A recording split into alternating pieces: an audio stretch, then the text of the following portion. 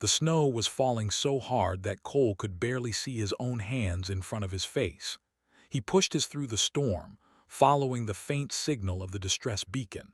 His fingers were numb inside his gloves, and ice had formed on his eyebrows, but he kept going. That was what humans did. They kept going when everything told them to stop. Was a combat medic with the United Earth Peacekeeping Corps. He had been stationed at Outpost 7 on the frozen moon called Seven for 6 months now. It was a boring assignment. Nothing ever happened here except snow and more snow. The only reason Earth had a base on this frozen rock was because the Dominion had requested it as part of the new alliance between their species. There were tall beings with crystalline bones and scales that shifted colors like oil on water. They were stronger than humans, faster than humans, and they lived 3 times as long. They also thought humans were soft and weak and not worth much attention. Had met a few of them during supply runs, and they had looked at him like he was some kind of interesting insect. He did not care what they thought. He had a job to do. The beacon led him to a valley between 2 frozen mountains. When he came over the ridge, he stopped his bike and stared at the destruction below. A shuttle had crashed. Not just crashed, but torn apart like something had ripped it open from the outside. Pieces of metal were scattered across the snow for half a mile. Bodies lay everywhere, frozen already in the terrible cold. Counted at least 15 warriors, their scales now dull and lifeless, their 4 eyes staring at nothing.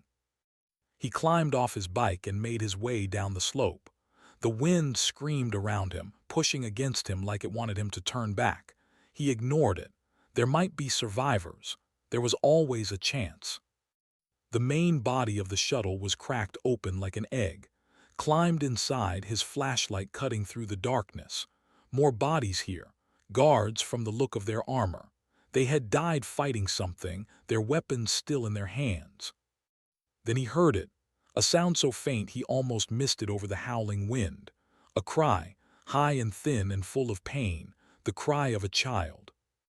Moved faster now, climbing over debris and bodies.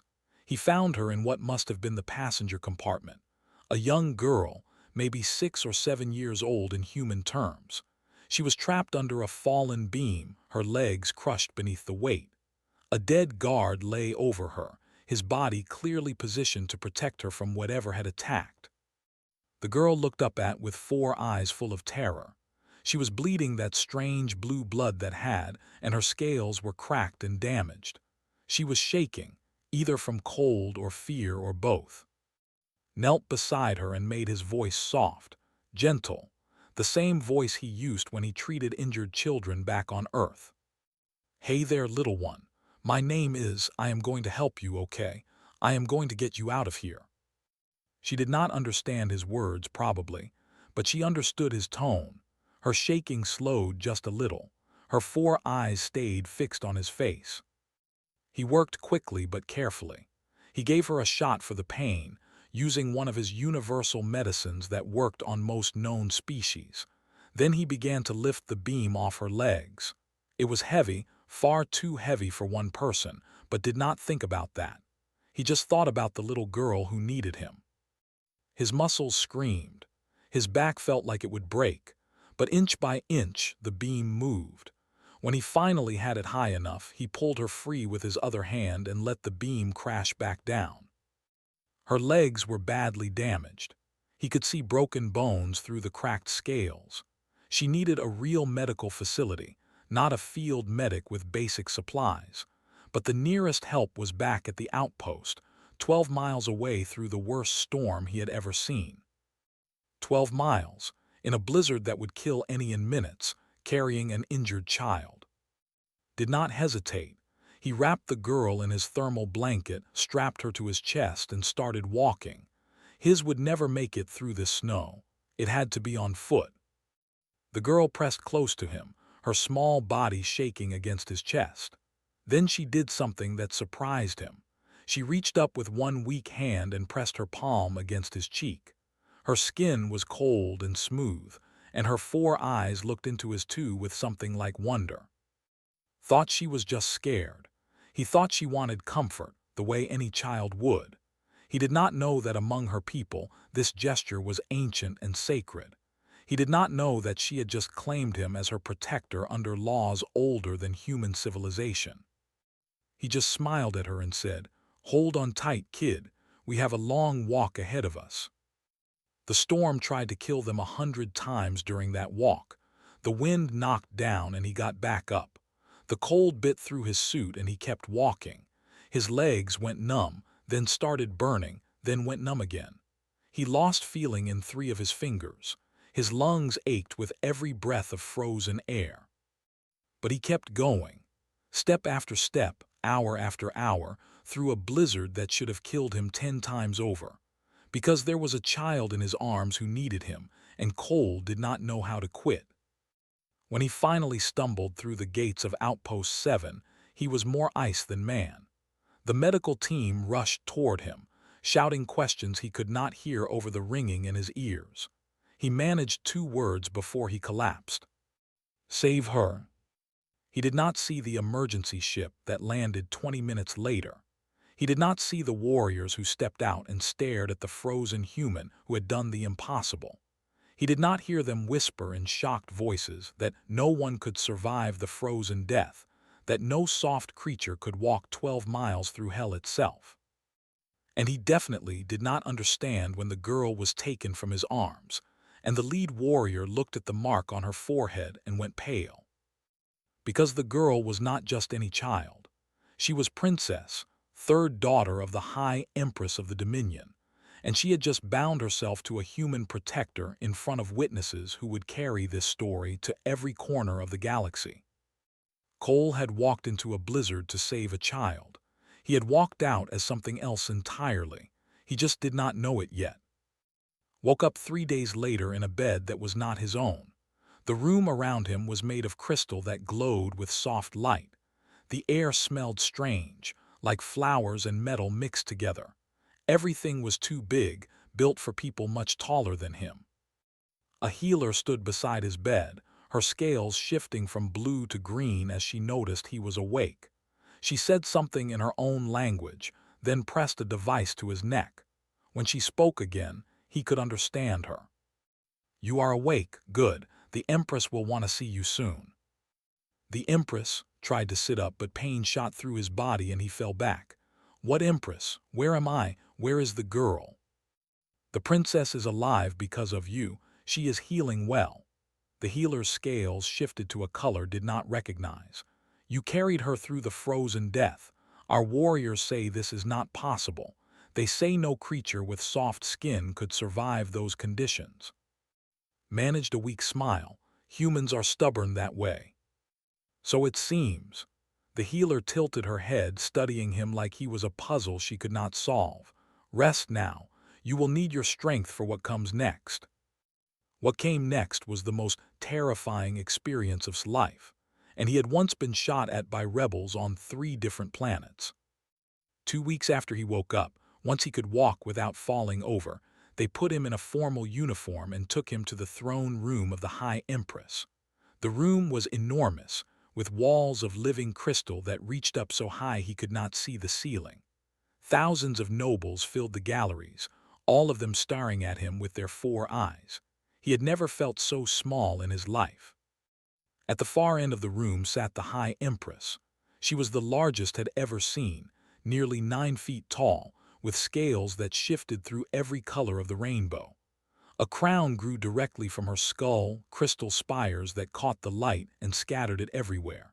She looked like something out of a legend, ancient and powerful and terrifying. Beside her, on a smaller throne, sat the little girl he had carried through the snow. Her legs were healed now, though he could see scars on her scales that would probably never fade. When she saw, her face lit up with a smile so bright it almost hurt to look at. He walked forward on shaking legs until he stood before the Empress. Every step felt like a mile. Every breath felt like a battle. "Coal of Earth," the Empress said. Her voice was deep and resonant, filling the entire chamber. "You are the human who saved my daughter." Swallowed hard. "Yes, Your Majesty, I just did what anyone would do." "No, Her scales flashed orange, a color he would later learn meant disagreement. "What you did was impossible. My advisors have studied the storm data. They have calculated the temperatures, the wind speeds, the distance you traveled. They say no could have survived that journey. Yet you, a creature we considered fragile, not only survived but carried my child to safety." Did not know what to say to that, so he stayed quiet. "But that is not why you stand before me today." The Empress leaned forward, her eyes fixed on his face. "My daughter has done something that has not been done in 1,000 years. She has invoked the ancient right of. She has claimed you as her protector." "She what?" "When she pressed her palm to your face in that shuttle, she was performing a sacred ritual. In doing so, she bound herself to you under laws that are older than my dynasty. You are now her sworn guardian, responsible for her safety until one of you dies." Turned to look at. She had the decency to look a little bit guilty, but mostly she looked determined. Stubborn, like she knew exactly what she had done and had no plans to take it back. "With respect, Your Majesty," said slowly, "I had no idea that was what she was doing. I thought she was just scared and wanted comfort." "I understand, but ignorance does not break the bond." The Empress's voice was firm. "You have two choices, human. You can accept the role of with all its rights and responsibilities. You will become part of my household, granted status as a noble of the Dominion, expected to protect my daughter with your life. Or," she paused, "you can refuse, and under our law, refusing a bond you have accepted is punishable by death." The chamber went completely silent. Could feel every single eye on him, waiting for his answer. He thought about his life back on Earth. His parents were dead. He had no siblings, no wife, no children. His apartment was a small box in a building full of other small boxes. He had friends in the military, but they moved around so much that those friendships never lasted. He had nothing, really, to go back to. Then he looked at again. He remembered how she had felt in his arms during that terrible walk through the snow. He remembered her small hand on his cheek, her 4 eyes looking up at him with complete trust. He remembered thinking, somewhere in the back of his frozen mind, that he would die before he let anything happen to her. Maybe the bond was already there before she made it official. "Your Majesty," he said, straightening his shoulders, "I do not know your laws, I do not know your customs. I will probably make mistakes and embarrass myself and confuse everyone around me." He took a deep breath. "But I carried that little girl through hell, and I did not do it just so I could walk away from her now. If she wants me as her protector, then that is what I will be. I accept."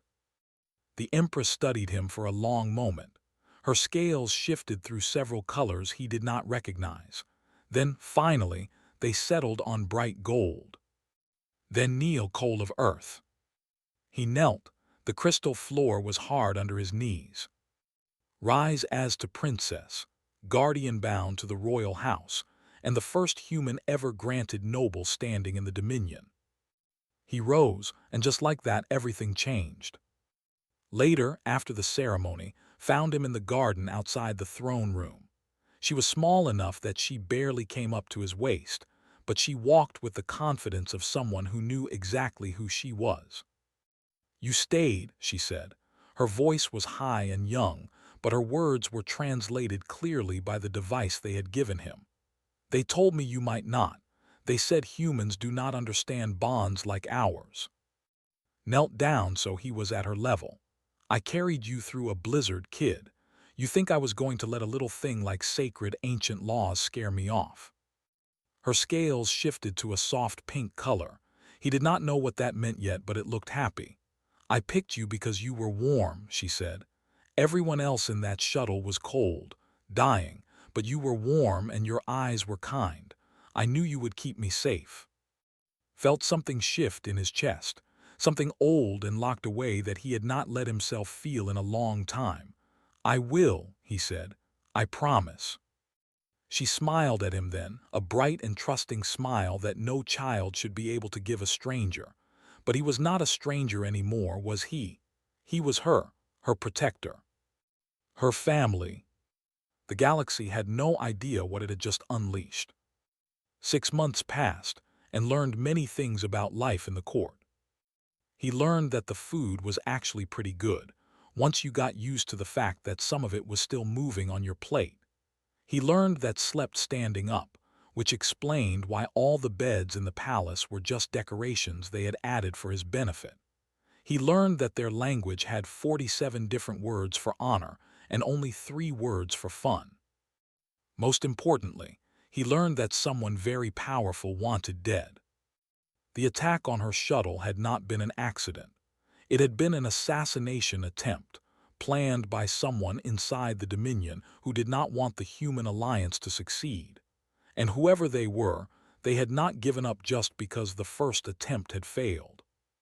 In the 6 months since had become, there had been 3 more attempts on life. The first was poison in the air system of her study room, had noticed her scales turning a strange color and had pulled her out of the room before she stopped breathing. The second was a malfunction in her personal transport that sent it crashing into a wall, had thrown himself over her body and taken the impact on his back. He still had the scars. The third was the closest, a blade in the dark, wielded by someone who had gotten past all the guards and all the security systems, had woken up at the last moment, some instinct screaming in his brain, and had thrown himself between and the assassin. The knife had cut across his ribs, deep enough that the healers said he should have died. But humans were stubborn, kept reminding everyone of that.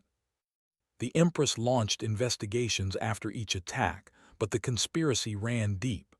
Someone in the noble houses was funding these attempts, protecting the assassins, hiding their tracks. Was furious, but she could not act without proof. Among the accusing a noble house without evidence was almost as bad as the crime itself. So did what humans did best. He adapted, he learned, he became paranoid in the best possible way. He studied the palace until he knew every corridor, every hidden passage, every escape route. He learned which nobles looked at with hatred in their eyes and which ones seemed genuinely loyal. He trained with weapons until he could at least defend himself, even if he would never match their speed or strength. And he waited for the enemy to make a mistake. The mistake came in the form of Lord, High General of the military. Was old even by standards, with scales that had gone dark with age and scars that told stories of 100 battles. He had been a hero once, a warrior who had saved the Dominion from enemies that could not even imagine. But he was also a traditionalist who believed that they should stand alone, that alliances with lesser species like humans would only weaken them. He hated everything represented, and he wanted removed from the line of succession before she could grow up and continue her mother's diplomatic policies. One day, in front of the entire court, made his move. "I challenge the humans' right to be," he announced, his voice booming through the throne room. "He is not one of us. He cannot protect what he does not understand. I demand the right of a ritual combat for guardianship of the princess." The court erupted in whispers, stood very still, trying to process what he had just heard. "That has not been invoked in 300 years, the Empress said, her voice cold. "You would risk civil war over this." "I would risk anything to protect our people from contamination." The general's eyes fixed on with pure contempt. "This soft creature is not worthy of a princess. Let him prove otherwise, or let him die trying." Felt grab his hand. He looked down at her and saw fear in her 4 eyes, not fear for herself but fear for him. "You do not have to do this," she whispered. "We can find another way." "Is there another way?" asked the Empress. Scales were a dark, angry red. "Legally, no. There is an ancient right. If he invokes it, you must answer or forfeit your claim." "And if I forfeit?" "Becomes his ward. He will have legal authority over her until she comes of age." Looked at, the general was smiling, confident in his victory. He was taller than, stronger, faster, and had been fighting battles since before humans had invented electricity. Then looked back at, At the little girl who had claimed him in a ruined shuttle, at the child who trusted him to keep her safe. "I accept the challenge," he said. The combat took place in an ancient arena beneath the palace, a circular pit of dark crystal that had seen thousands of fights over thousands of years. The rules were simple: fight until one of you yields, or fight until one of you dies. Wielded a blade made of crystal, a weapon that had been in his family for generations. It seemed to glow with its own light. Had been given a similar weapon, but it felt awkward in his hands. He had trained with it for months, but months were nothing compared to centuries. When the signal came to begin, moved like lightning. His blade cut through the air so fast that barely saw it. Only instinct saved him, throwing himself to the side as the crystal edge passed inches from his throat. The general laughed. Is this the best humanity has to offer, a creature who cannot even stand his ground? Did not answer. He was too busy trying to survive. The fight went badly from the start, was faster, stronger, and more skilled. Every time tried to attack, the general blocked easily and countered with strikes that drew blood. Within minutes was bleeding from half a dozen cuts. His arms were heavy. His breath was coming in gasps. But he did not fall. He did not yield. The watching began to whisper. They had expected the human to die quickly. Instead, he kept getting up. Every time knocked him down, he stood again. Every time a wound should have ended him, he fought through the pain. "Why will you not die?" snarled, frustrated now. "You are beaten, accept it." Spat blood onto the crystal floor. "Humans do not know how to quit. We call it a design flaw, but right now I am pretty grateful for it." He attacked then, not with skill but with pure desperation. Easily blocked the clumsy strike, but he was so confident in his victory that he overextended, leaving a gap in his defense. Saw it one chance, one moment. He dropped his own weapon and lunged forward, inside the general's guard, and drove his knife, the small human knife he had hidden in his boot, into the nerve cluster beneath his arm. It was not a killing blow, but it was enough. Roared in pain and stumbled back. His weapon arm hung useless at his side. His scales went pale with shock. "Yield," said, barely standing himself. "Yield and this ends." For a moment he thought the general would refuse, would rather die than lose to a human, but then looked at the watching crowd, at the empress whose eyes were cold as ice, and he lowered his head. "I yield." Collapsed the moment the words were spoken. The last thing he heard before darkness took him was screaming his name and the empress shouting for healers. He had won. Against all odds, against everything that said he should have died, he had won. The human had proven himself worthy after all. Recovery was slow. The healers did things with light and crystal that human medicine could not match, but even they were amazed that was still alive. He had lost enough blood to kill 3. He had wounds that should have ended him a dozen times over. "Your cells," one healer told him, shaking her head in confusion, "refuse to stop working. It is like your entire body is too stubborn to understand that it should be dead." Laughed weakly from his bed. "Yeah, that sounds about right. Humans are annoying that way." He spent 2 months in the healing chambers, drifting in and out of sleep, slowly putting himself back together. And every single day, without fail, came to visit him. She would bring her study materials and sit beside his bed, reading aloud from her lessons or asking him questions about Earth. She told him about court politics, about which nobles had been arrested after his defeat, about the investigations that were finally making progress. She complained about her tutors and bragged about her test scores and argued with him about whether human food or food was better. It was during one of these visits that something changed. "My father died before I was born," said one evening. The lights in the room were dim and her scales glowed softly in the darkness. "He was killed in a war with the Hen Empire. I never knew him. I have seen pictures, heard stories, but I never knew what it felt like to have someone who would protect me, someone who would fight for me." turned his head to look at her. "You have your mother." "My mother is the Empress. She loves me, but she belongs to everyone. Her duty is to the Dominion first, to her children second." His voice was quiet. "I understand this. I have always understood this. But sometimes, late at night, I would wonder what it would be like to have someone who put me first. Just me." She reached out and took his hand. Her scales were smooth against his rough human skin. "When you carried me through that storm, you could have died. You almost did die, but you did not stop. You did not leave me behind." Her 4 eyes met his 2. "Is that what having a father feels like?" Felt his throat tighten. He thought about his own father, a man who had walked out when was 7 years old and had never looked back. He thought about all the years he had spent wondering what he had done wrong, why he had not been enough to make his father stay. "I do not know," he said honestly. "I never had one either. Mine left when I was about your age." Squeezed his hand. "Then we are the same, both of us missing something we never had." "Maybe," managed a small smile.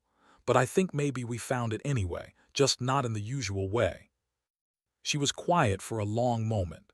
Then she climbed onto the bed beside him, careful not to touch his bandages, and curled up against his side. Her head rested on his shoulder, and her breathing slowed until it matched his own. "The servants say I should not call you what I call you," she whispered. "They say it is not proper." "What do you call me?" She hesitated. "Aaron. It means chosen father. It is a word from the old language, from before we had space travel or technology. It is what children called the warriors who adopted them after their birth parents died." Felt something crack open inside his chest. Something he had kept locked away for so long that he had forgotten it was there. "Is that what I am to you?" he asked. "Your chosen father?" Nodded against his shoulder. "Is that okay?" Wrapped his arm around her, ignoring the pain from his wounds. "Yeah, kid, that is okay." They stayed like that until they both fell asleep. The human and the alien child. 2 broken people who had somehow found each other across the stars. A few weeks later, when could finally walk again, the Empress summoned him to her private chambers. It was the first time he had been invited there, and he was nervous as he made his way through the crystal corridors. The Empress's rooms were simpler than he expected. No gold or jewels or obvious displays of power. Just warm light and soft surfaces and windows that looked out over the glowing city below. Was standing by the window when he entered. She did not turn around at first. "You love her," she said. It was not a question. Considered lying but decided against it. "Yes." "She calls you Aaron when she thinks no one is listening." Now the Empress turned and saw something unexpected in her eyes. Gratitude. "I have many children, Cole. Some are strong, some are clever, some are beautiful, but has always been different. She feels things more deeply than the others. When she was hurt in that attack, when she watched everyone around her die, something broke inside her." She walked toward him, her scales shifting to soft blue. She had nightmares every night. She would not let anyone touch her. She flinched from shadows and screamed at sudden sounds. The healers said she might never recover, that the damage to her mind was too great. Stopped in front of him, close enough that he had to crane his neck to meet her eyes. "Then you came. A strange creature from a strange world with soft skin and kind eyes. And she chose you. And slowly, piece by piece, she put herself back together." "She is a strong kid," said. "She would have healed eventually." "No," the Empress shook her head. "I have seen warriors break from lesser trauma. I have seen them never recover. What you gave her was more than protection, Cole. You gave her hope. You gave her a reason to trust again." She reached out and pressed her palm against his cheek. The same gesture had made in the shuttle, the same gesture that had started everything. "I did not believe you were worthy at first," admitted. "I thought you were a temporary curiosity, a story that would fade with time. But you have proven yourself again and again. You nearly died for my daughter, and you would do it again without hesitation." "Yes," said simply, "I would." Then hear me now before the gods and the ancestors. The Empress's voice took on a formal tone. You are no longer just. You are no longer just a guardian bound by ancient law. From this day forward, by my word and my will, you are, not by blood, but by bond. And among my people, bonds mean more than blood ever could. Felt tears running down his face. He tried to stop them, embarrassed, but they would not stop. The Empress looked at him with concern. Are you damaged? Is there a leak in your face? He laughed through his tears. No, Your Majesty. Humans do this when we feel strong emotions. It is called crying. Ah, she tilted her head, studying him. It is strange, but I suppose all your customs are strange. Her scales shifted to warm gold. Go now, chosen father of my daughter. Go and tell her what I have given you. I suspect she will be pleased. Bowed, deeper than he had ever bowed before, and left the chamber with his heart fuller than it had been in his entire life. He found in the garden, chasing the small flying creatures that lived among the crystal flowers. When she saw his face, still wet with tears, she ran to him. What happened? Are you hurt? Did someone say something mean to you? He knelt down and pulled her into a hug. No, kid, something good happened, something really good. And as the twin suns set over the crystal city, the human and his daughter sat together in the garden and watched the stars come out, two pieces of a family that had found each other against all odds. The conspiracy did not die with defeat. If anything, it grew more desperate, and desperate enemies were the most dangerous kind. For 2 years, and the Empress worked together to root out the traitors hidden in the noble houses. They found some, arrested others, and thought they were making progress. But the rot went deeper than anyone had realized. The attack came on Ascension Day, the ceremony where she would officially come of age and take her place in the line of succession. Every noble house was required to attend. Every warrior, every diplomat, every person of importance in the entire Dominion had gathered in the capital city. It was the perfect moment to strike. Knew something was wrong the moment he woke up that morning. The air felt different, charged with tension. The guards outside his door seemed nervous, their scales flickering with colors he had learned to associate with fear. He found in her chambers, being dressed in ceremonial robes by her servants. She was 13 now, taller than she had been when he first found her, but still young. Still his daughter in every way that mattered. Something is wrong, she said as soon as she saw him. I can feel it. I know, stay close to me today. No matter what happens, stay close. The ceremony began at noon. Thousands have filled the great plaza outside the palace, watching as walked the ancient path from the gates to the throne, walked beside her, wearing the armor of a blade at his hip.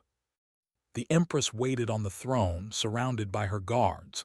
She looked magnificent but noticed that her scales were pale. She was sick, he realized. She had been hiding it well, but today it showed. Had almost reached the throne when the attack began. It started with the guards.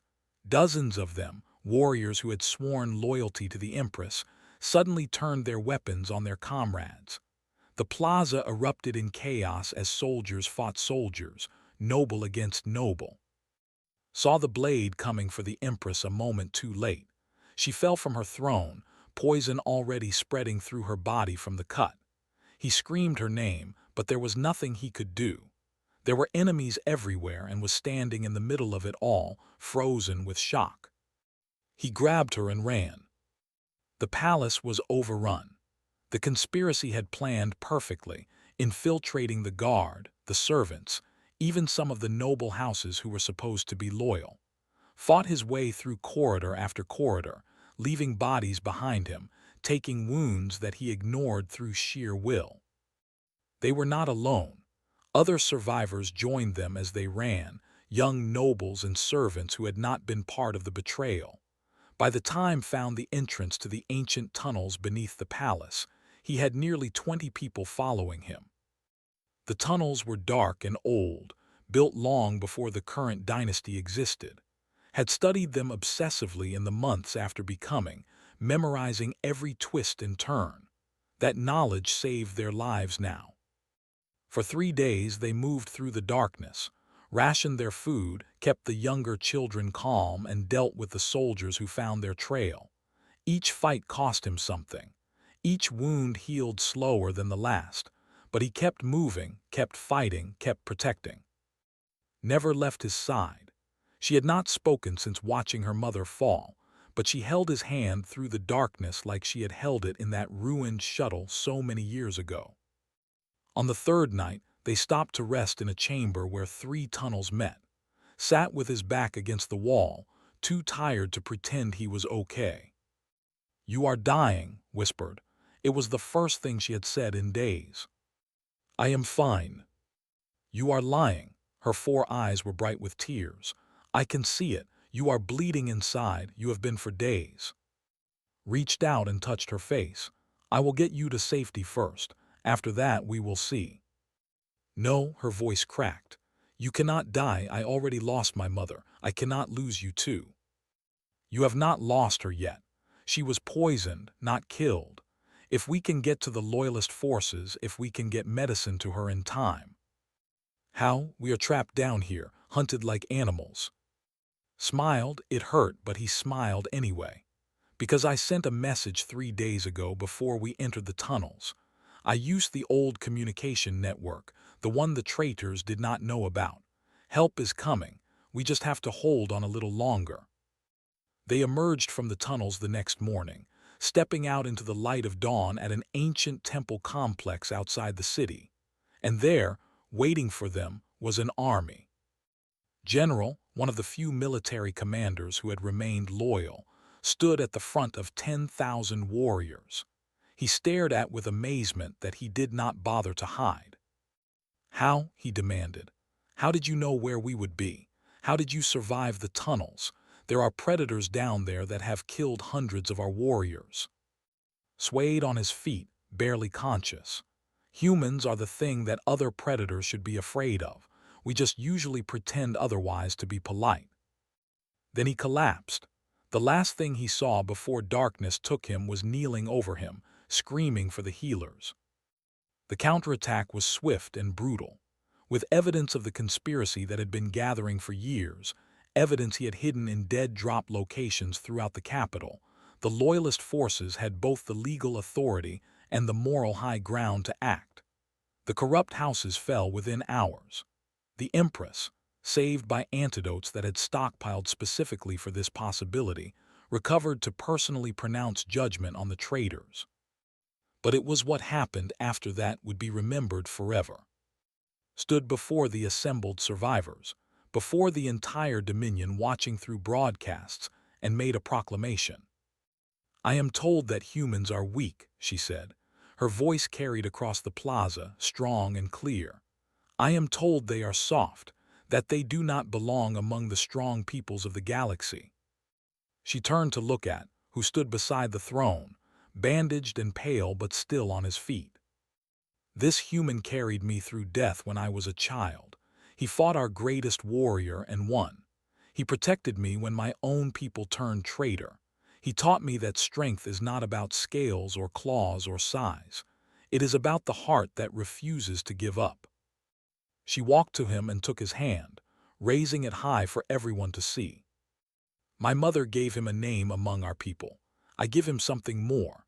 I name him the Protector Eternal, and I swear by the crystal and the blood that as long as my house exists, his people will be welcome among us as family." The crowd erupted. Some protested, but more cheered. The humans watching from their ships and colonies across the galaxy saw something they had never seen before. One of the most powerful species in existence declaring humanity worthy of respect. Looked down at the girl who had grabbed his face in that ruined shuttle and changed his life forever. "You know," he said quietly, "when I picked you up in that wreckage, I thought I was just doing my job." Smiled up at him through her tears. "And now?" He squeezed her hand. "Now I know I was finding my home." 20 years later, the human ambassador to the Dominion watched her father move through the crowds at Queen's coronation. At 60, Cole was haired, but he still moved with the same quiet readiness that had made him famous. "Your father," the queen said, appearing beside her, "is telling the children about the time he punched a tunnel predator. He is making himself sound much braver than he actually was." The ambassador laughed. "He saved your life at least a dozen times, Your Majesty." "Yes, but he never punched anything in the face. It was more like the side." Scales shifted with warm amusement. "Still, let him have his stories." They watched as a crowd of young gathered around, listening with wide eyes to tales of the human who had carried a princess through impossible darkness. "He gave me more than protection," said softly. "He gave me hope, hope that different peoples can become family, that love does not require the same blood, that the universe is big enough for all of us." She looked out over the celebration, where humans talked and laughed together like old friends. That is his real legacy, not the battles, not the scars, but this. Across the plaza, caught his daughter's eye and winked. Some bonds, they both knew, were not made by birth or blood. They were made by choice. And those were the ones that changed worlds.